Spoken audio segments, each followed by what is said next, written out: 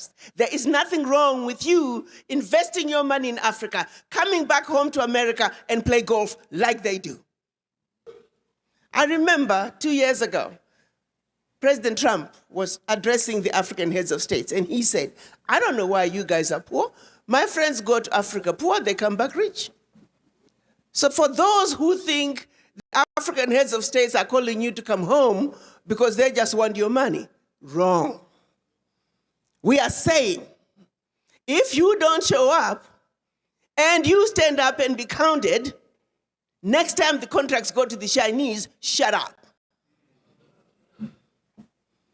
How do we give you contracts when we don't know where you are? How do we know about your business when you don't stand up? And that is the challenge the African heads of states are running into.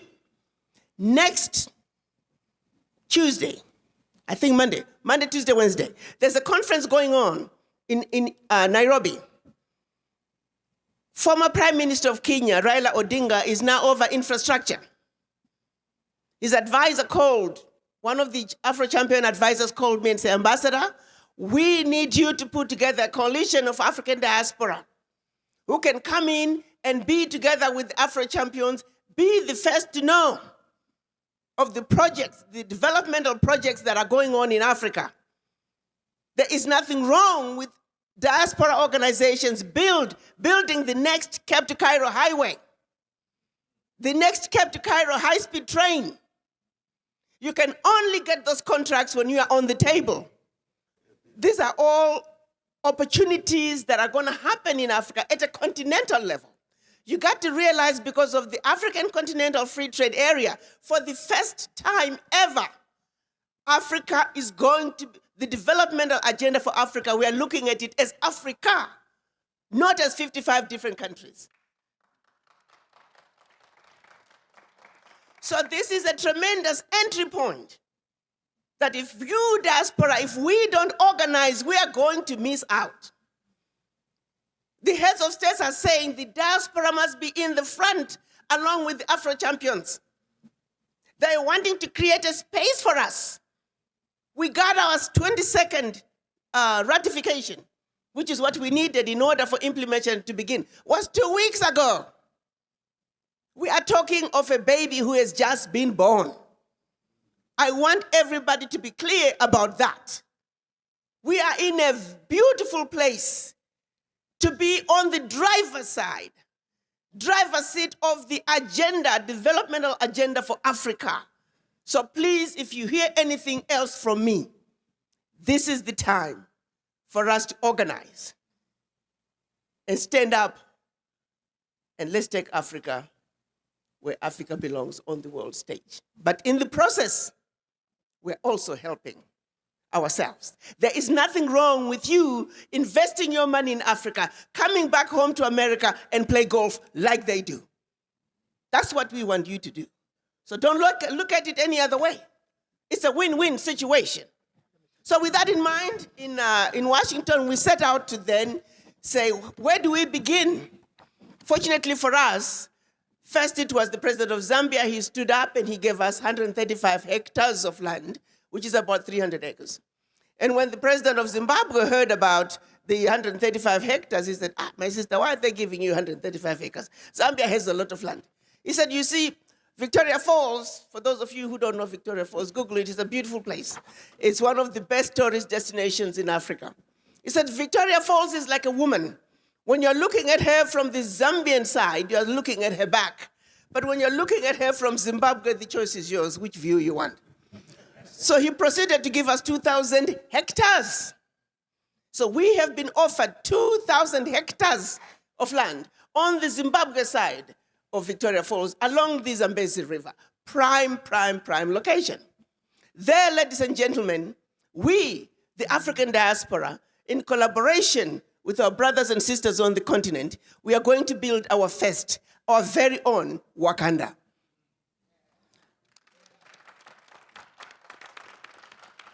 We're calling it African Diaspora Centers of Excellence. Why are we building Wakanda? Money alone is not enough to bring change, sustainable change that Africa needs. Capacity building is where it is at. Most of you may not realize that Africa today needs 1.2 million doctors. If all the diaspora, continental Africans and African American doctors were to go home to Africa today, we're only going to meet about 30% of the need. Many heads of states thought building new hospitals, renovating old ones, was the way to address the issues of healthcare. Guess what? Most of those wards, half of them are empty because there are no doctors. I like to talk about my husband's country, my own country, Ghana. There are more Ghanaian doctors in New York City alone than in the entire country of Ghana. So when diaspora start complaining about, oh, my mother was trying to go to the doctor, I said, because you're here. So our reality is capacity is what Africa needs. And where is that capacity? It's in the diaspora, thanks to the brain drain. At every level, every sector, the capacity Africa needs is in the diaspora, not on the continent. $7 billion is being spent every year paying salaries to expatriates going to Africa to provide services. And when I ask, why is it that you never get diaspora to fill some of those jobs? They say, Ambassador, where are they? It goes back to the database. At every level, we are losing out because we are scattered. So in Wakanda, there will be a 1,000-bed teaching hospital to train all the capacity that Africa needs. There will be one Wakanda village in each region, which will be a developmental hub for the region. So for every hospital built, there will be supporting hospitals. Also, we will have a university with technical colleges to train, again, all the capacity Africa needs.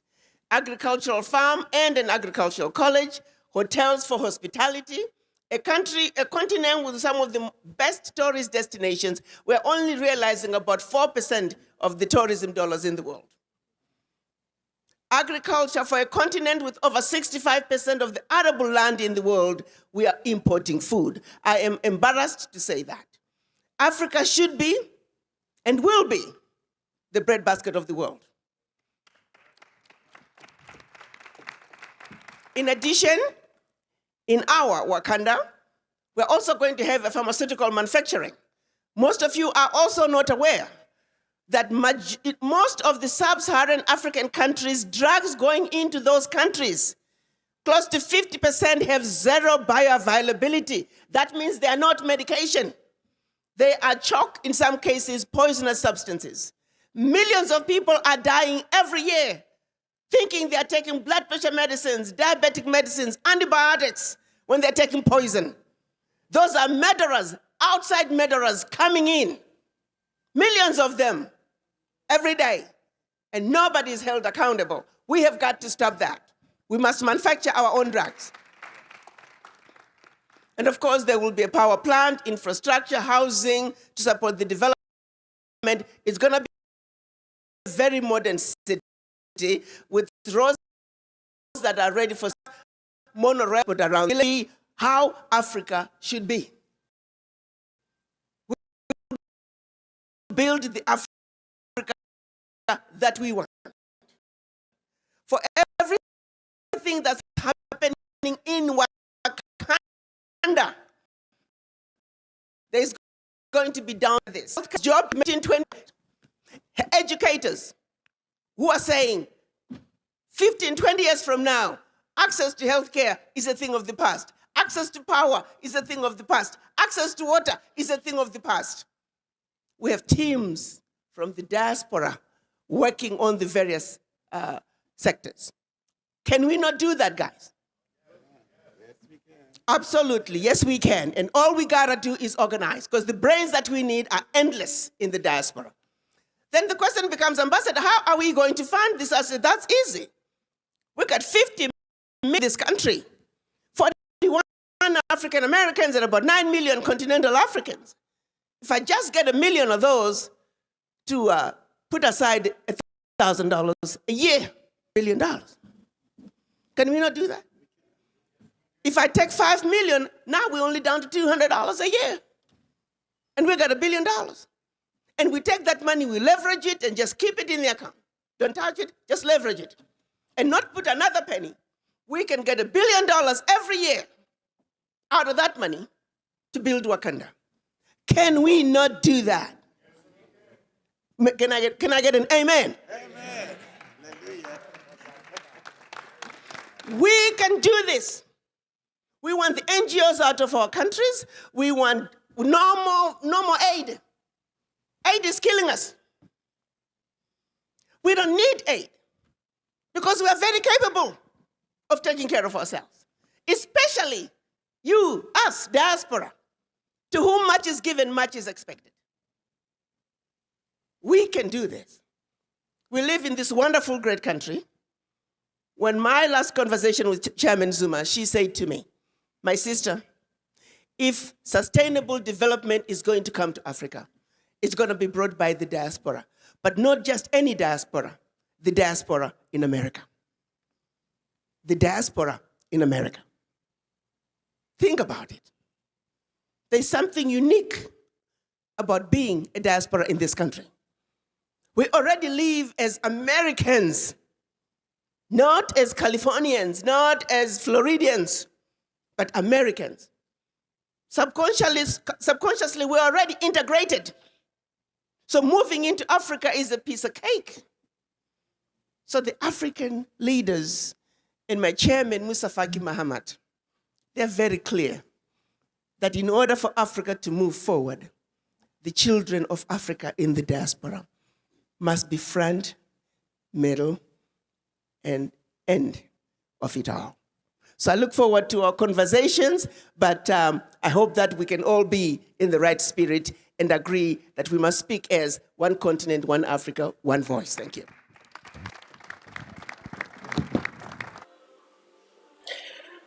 Well, and well. Now, this woman, this Iron Lady of Africa, no wonder why she was a threat. Because if I'm wondering, currently as we are, the time of doing this I would really very much want to know about her whereabouts. She had the best interest of Africa at heart.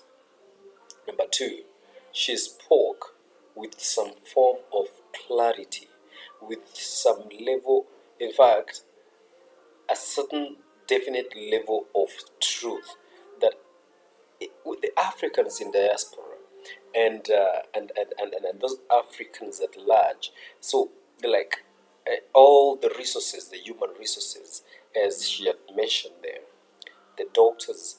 You see, you go to African, hospitals and those particular institutions, and you want these particular exquisite services, but you find that there are fewer of those particular personnel that can give you those services.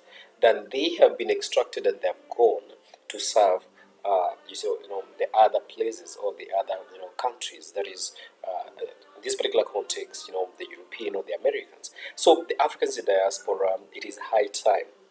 I don't know what she said at the very beginning that you see, it is good to come and invest in Africa, and this is what straight goes to you Africans in the diaspora. That you see, there is nothing wrong to make money there, come here home, invest, and then go back there and play golf, just like the Americans do.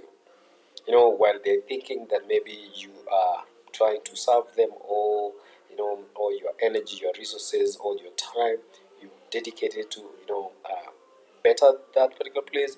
At the same time, you are, you're doing things here back home. And I find something that is really, really